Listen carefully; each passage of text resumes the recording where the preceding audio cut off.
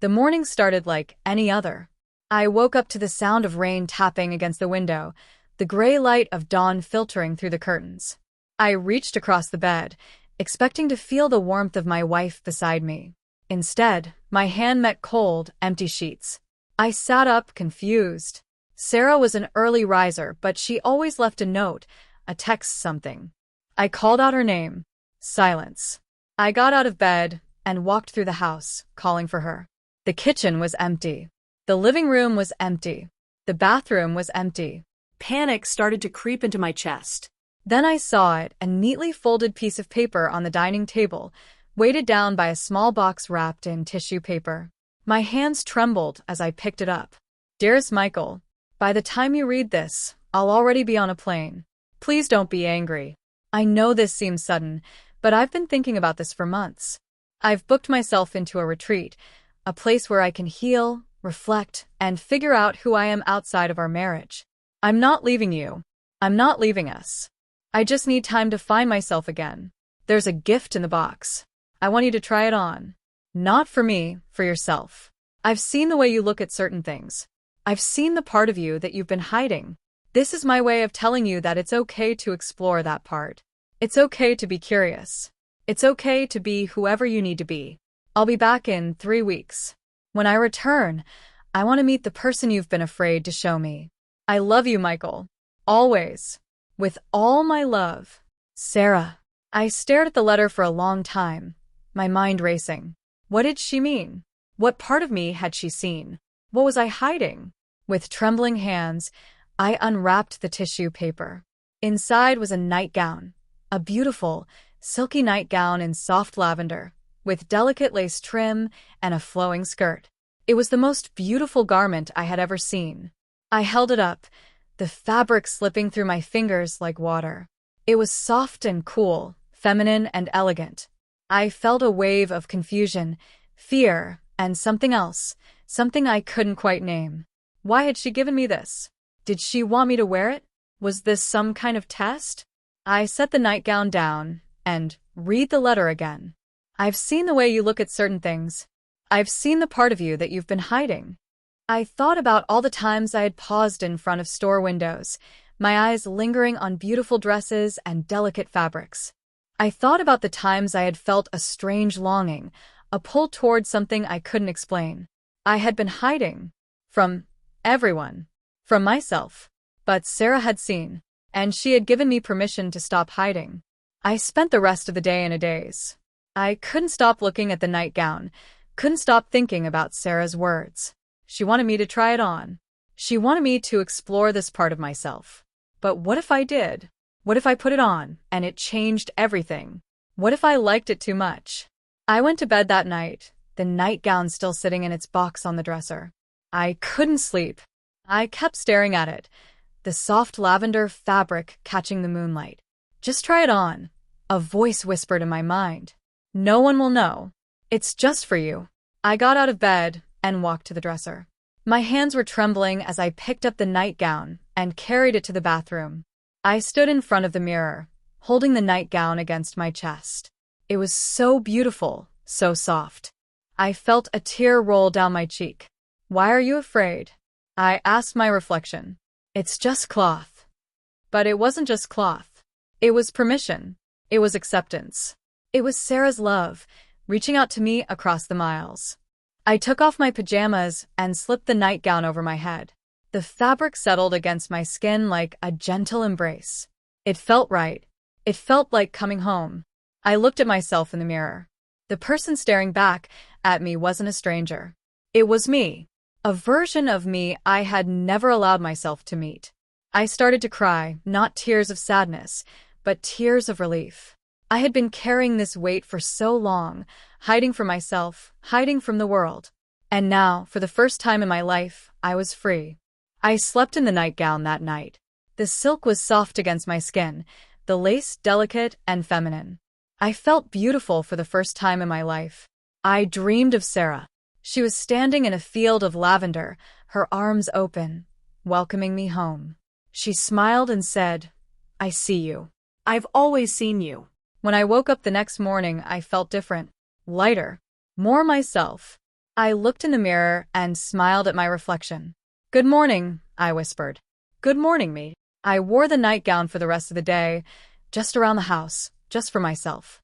It felt natural, comfortable, right? I started to understand what Sarah meant. This wasn't about being someone else. It was about being more of who I already was. That evening, I sat down at my desk and wrote a letter to Sarah. "Dear Sarah, thank you for seeing me, for believing in me, for giving me permission to be myself." I tried on the nightgown. I wore it all day. And for the first time in my life, I felt like I was exactly who I was supposed to be. I don't know where this journey will take me, but I know I want to take it. I want to explore this part of myself. I want to be brave like you. I can't wait to see you when you come home. I can't wait to show you who I'm becoming. All my love, Michael. I sealed the letter and placed it in the mail, feeling a sense of peace I had never known. In the days that followed, I began to explore. I ordered a few more pieces, a bra, some panties, a dress. I tried them on, learning what fit, what felt right, what made me feel beautiful. I started to understand that this was more than just cross-dressing. This was about identity, about discovering who I really was. I researched online, reading stories of others who had gone through similar journeys. I found comfort in their words, their struggles, their triumphs. I realized I wasn't alone. One night, I sat down at my desk and wrote in a journal for the first time. I don't know if I'm a woman. I don't know if I'm non-binary. I don't know what labels fit me. But I do know that I'm not just a man. There's something more. Something softer. Something beautiful. And I want to explore it. I thought about Sarah, her love, her patience, her understanding. She had given me this gift, this permission to explore. I was determined to make the most of it. 2 weeks into Sarah's trip, I decided to go out. Not as Michael, as the person I was discovering. I dressed carefully. A simple black dress, sheer stockings, a pair of comfortable flats. I applied a light touch of makeup. Nothing dramatic, just enough to feel like me. I looked in the mirror and smiled. "Here we go," I whispered. I went for a drive, ending up at a small park on the edge of town. I walked along the path, feeling the breeze on my skin, the sun on my face. I felt nervous, but I also felt exhilarated. I saw a woman sitting on a bench, reading a book. She looked up as I passed and smiled. "Beautiful day, isn't it?" I smiled back. "It really is." I walked on, feeling a warmth in my chest. She had seen me, and she had smiled. I wasn't a spectacle. I wasn't a freak. I was just a person, enjoying a beautiful day. 3 weeks passed. Sarah was coming home. I had cleaned the house, prepared her favorite meal, and dressed in a simple but elegant outfit, a soft pink blouse, a flowing skirt, and a pair of ballet flats. I wore the nightgown underneath, a secret reminder of where I had started. She arrived in the evening. I opened the door, and when she saw me, she stopped. Her eyes filled with tears. "Michael," she whispered. "Oh, Michael." I smiled nervously. "I'm still the same person. Just a little more myself." She stepped forward and wrapped her arms around me. "You're beautiful," she said. "You've always been beautiful. I'm so glad you finally see it." That night, we talked for hours. I told her about my journey, the fear, the discovery, the acceptance. She listened, holding my hand, her eyes full of love. "I'm so proud of you," she said, "for being brave, for trusting me, for letting yourself become who you are." "I couldn't have done it without you," I said. "You gave me permission. You saw me before I saw myself." Months passed. I continued exploring, learning, growing. Sarah was my partner, my biggest supporter, my greatest love. She helped me find a therapist who specialized in gender identity. She helped me navigate my feelings, my fears, my hopes. One day, I told her I was ready. "I think I'm a woman," I said. "I think I've always been a woman." She took my hands and looked into my eyes. "Then you're a woman. And I love you, no matter what." I cried in her arms, tears of joy and relief. I was finally free. Choosing a name was one of the most important decisions I had ever made. Sarah and I spent hours looking through lists, discussing possibilities, finding the one that felt right. Lily, I said one evening. I like Lily. She smiled. It suits you. It's beautiful and soft and strong. I looked in the mirror and said it out loud. Lily. My name is Lily. It felt right. It felt like coming home. Coming out at work was the hardest thing I had ever done. I was terrified, convinced I would lose my job, my colleagues, my livelihood. But I knew I couldn't hide forever. I emailed my supervisor, explaining my situation. To my surprise, she was incredibly supportive. We value you as an employee, she wrote. Your identity is your own. We'll do everything we can to support you. The first day I went to work as Lily, I was shaking. I wore a simple business dress, minimal makeup, and a smile that I hoped would hide my fear. My colleagues were wonderful. They used my new name, my new pronouns. They respected me. They saw me. I went home that evening and cried in Sarah's arms. They accepted me, I said. They accepted me. She smiled. Of course they did. You're incredible. Everyone can see that. Our first Christmas as Lily and Sarah was magical. We spent it with our families, my parents, who had taken time to adjust but now fully accepted me, and Sarah's parents, who had welcomed me with open arms. I wore a beautiful red dress, and Sarah wore a matching green one. We looked like a holiday card, two women in love. My mother hugged me tightly. You look beautiful, Lily. I'm so proud of you. Thank you, Mom, I said, tears in my eyes. That night, as Sarah and I sat by the fire, I thought about how far I had come. From the scared man hiding in the bathroom, too afraid to wear a nightgown, to the woman sitting in front of the fire, surrounded by love. Thank you, I said to Sarah, for everything, for giving me that nightgown, for seeing me, for believing in me. She kissed me softly. Thank you for trusting me, for letting me in, for becoming the person you were always meant to be. A year after Sarah's retreat, we celebrated our first anniversary as Lily and Sarah. We went back to the small coastal town where she had gone to heal, where we had first started this journey. I stood on the beach, the wind in my hair, the waves crashing at my feet. I wore a beautiful white dress, simple and elegant, and a necklace Sarah had given me. You've come so far, Sarah said, standing beside me. I'm so proud of you. I couldn't have done it without you, I said. You gave me the courage to be myself. You gave me permission to be Lily. She took my hand. You were always Lily. I just helped you see it. Of course, it wasn't all easy. There were bad days. Days when I felt like I was a fraud. Days when I wondered if I had made a mistake. One evening, I sat in the bathroom, looking at myself in the mirror.